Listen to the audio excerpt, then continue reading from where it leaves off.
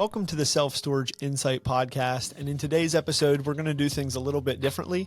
We always, at the end of every interview that I do on the podcast, I like to always ask whoever's hosting this show with me for that episode. I always like to ask if they've had any crazy experiences or any horror stories or anything crazy has ever happened to them while they were working in the self-storage industry. And so my team has put together the list of their top 4, their favorite horror stories. And so in today's episode, we're going to review, starting at number 4, the craziest stories that we've heard on the Self-Storage Insight podcast from our interviewed guests. And so we hope you enjoy this episode and can listen and get a little bit of humor out of some of the experiences that some of the people that have been on the show with me have gone through in self-storage, and then also realize that, you know, there's some crazy things that can happen in this industry. It can be a lot of fun. It can be really challenging. And so, yeah, we hope you enjoy these stories from the horror segment of the Self-Storage Insight podcast.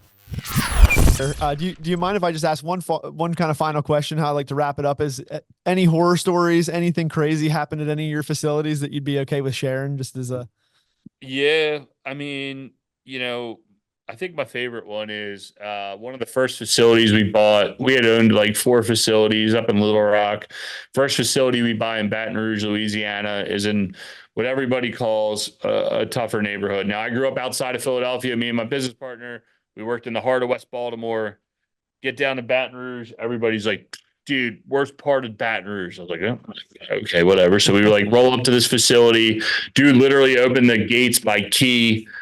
And everybody was like, it's so bad. And I was like, there's not like a soul out here. There's like not even a drug dealer trying to hustle me drugs. Like, this is not bad, but okay, I get it. Right. It's not really a good place to be. It'll be like, well, my ghetto is more ghetto than your ghetto. Right. You know?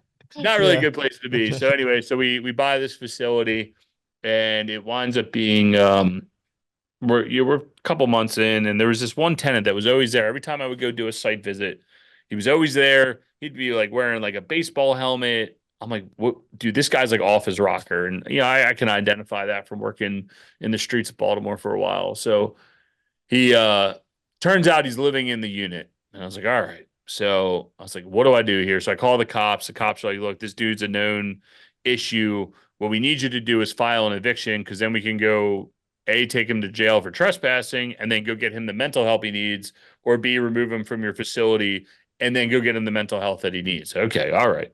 So file an eviction. Beautiful thing about Louisiana, you file on Thursday, you get a court date that Wednesday, and then that following Wednesday, and then that Friday, the sheriff's there. So less than 7 days, I can evict someone. Mm-hmm. Amazing. So I evict the dude. I was like, all right. Guy gets out. Of course, he's got honey pots and all kinds of dumb stuff in there. It's horrible. Well, the vacant lot across the street, there was a tour bus, like a Greyhound type bus that was broken down, that had been there for a minute. The dude takes all of his stuff, moves into the bus that doesn't work across the street. I was like, dude, you got to be kidding me. So then we had to go and file a nuisance complaint for this vacant bus that this dude moved into, to then finally get him help, get the bus removed, clean up the neighborhood, and most of the neighborhood was happy. But in storage, the horror stories are not exponentially as horrible as some of my I have some good residential stories that would bore most of your audience, since this is storage. That's the beautiful thing about storage. That's about as worse as it gets. So Let me ask you, maybe on a lighter note then, have you had any crazy experiences within your facility that really stand out to you, or any horror stories or anything that stand out? Yeah, a couple I probably can't mention. But one interesting one that happened is we had a guy, a drunk driver, drive through our fence and take up, like, literally like drove through our fence, did donuts. This was before there was a building is in our back corner of our property. Drove through the fence, did like 2 or 3 donuts, and then drove out and took up, like, damaged like 400 feet of our fence. It was like $6,000 worth of damage. Wow. And the way so we show up like Monday morning, and we're like, yeah, that's not right. And so immediately, calling the police. And when I called the police to report the incident, he goes, yeah, we already caught the guy. And I said, oh, okay. And he goes, yeah, we called him because his car was in a ditch down the road and one of your fence posts was through the windshield. No Now, way. thank the Lord it was on the passenger side and it didn't, Right. kill him, Wow. but that's how they found him. That's crazy.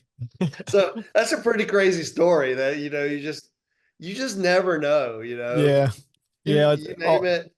If you're in it long enough, you're going to have a little Right. of everything happen to you, Yeah. from a natural disaster to somebody run into your building to somebody do Mhm. something they shouldn't do in a unit, Right. different things. So it's just Yeah.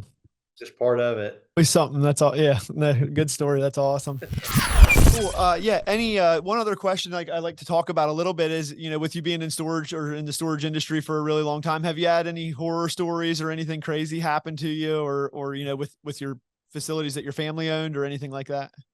Yeah, always. I mean, every time I think I've seen it all, there's always something new. I mean, we've had the amount of times I've seen a prostitution ring in a facility that happens so much more than you think. Because if you think about a monthly cost, right, and like Right. compared to a hotel room, much cheaper just to pay for a 5 by 10, at a facility. Right. So we see that Yeah. a lot. Obviously, Okay. you see people that die on site, whether it's drugs or whether it's just heart attack. We've Wow. seen it all. I think probably the craziest though, and I won't say what company I was with when we saw this, but even though this could happen anywhere, but I had the FBI show up one time, and they Okay. had basically been tracking a drug dealer, and a very prominent one who had ended up went to jail, no other connections, no other family, anything, and ended up passing away. And the day before the FBI got there, I had someone win an auction on a unit. And so they cleaned it out. It turns out this person found like $100,000 in cash in this No unit. way. Didn't tell anybody. He's like, which I probably wouldn't have either, to his Right. credit. The FBI shows up and they're like, we think there's money in there. Well, it turns out we put him in contact and the guy didn't have to return the money. There was some No loophole way. in the state Wow. law that allowed, because he won it through a fair auction somehow, that the FBI couldn't get it. And No so way. That's probably crazy. the craziest thing I've seen. Yeah. What a good bid on that auction, right? Yeah. That's He the paid kind for that we're looking three for. If hundred you're, dollars. yeah, that's crazy. Were there any like crazy wild stories or anything that stick out in your mind from either auctions or from storage? Yeah, well, on top of conducting auctions, I also cut locks for storage facilities. So, but Okay. prior to when the auction starts, there's an inventory taken Mhm. from the door, of course. So I always say, every unit has a story. As soon as I pop a lock and open the door, I can tell you who's been evicted, who's been divorced, who just needed a place to crash, Mhm. died, just by how things are stacked and stored and how well things are preserved and taken care of in a unit.